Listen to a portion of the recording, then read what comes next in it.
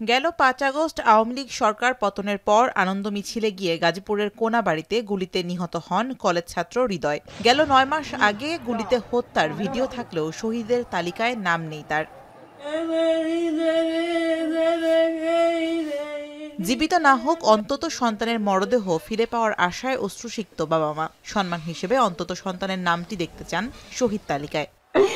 আমার সরকারে কিছুই না করতেছে না, আমার এই ছেলের শহীদের খাসার তালিকার নাম লাগানো যায় আর শহীদের মর্যাদা যেন আমি পাই।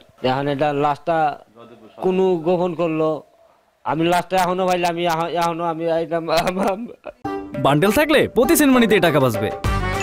বিকাশ সেনমানি বান্ডেল কিনে জিতুন প্রতি লেনদেনে। লেখাপড়ার পাশাপাশি কোনাবাড়িতে ব্যাটারি চালিত অটোরিকশা চালাতো হৃদয়। খেলাধুলাতেও ভালো ছিল সে। আমার বাইকে শহীদ নেই গে, আমার বাইকে মরে নেই গে, আমার বাইকে এখনো জীবিত আছে। ভিডিওর ভিতরে তো দেখাই যায় আমার ভাই 4 মহিলা দিয়ে তার জীবনটা ত্যাগ করছে। এটি কি তাকে কের চোখে পড়ে না? সরকারি চোখে পড়ে না? এরা কি অন্ধ হয়ে গেছে? আমার বাবা মায়ের খোঁজ খবর নিবে তো কেউ আসে না, কেউ দেখে না। আমরা যে ডিবিরা ডাকে আমরা যাই, দেখালে আমাদের তথ্য নেই, কিভাবে মারলো আমরা তথ্য দিয়ে দিয়েছি।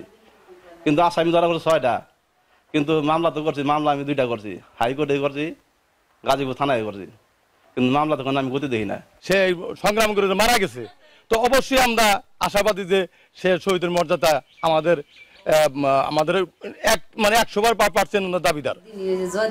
বৈষম্য বিরোধী ছাত্র আন্দোলনের নেতারা বলছেন, দ্রুত শহীদের তালিকায় নাম তোলা ও বিচার নিশ্চিত করতে হবে রাষ্ট্রকে।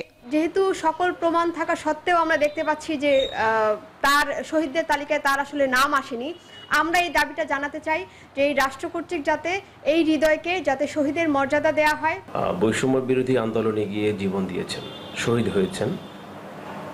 শহীদ হিসেবে অবশ্যই তার নামটি তালিকায় থাকা উচিত এবং শহীদদের তালিকায় তার নামটি নিশ্চিত করার দায়িত্বটা অবশ্যই রাষ্ট্র।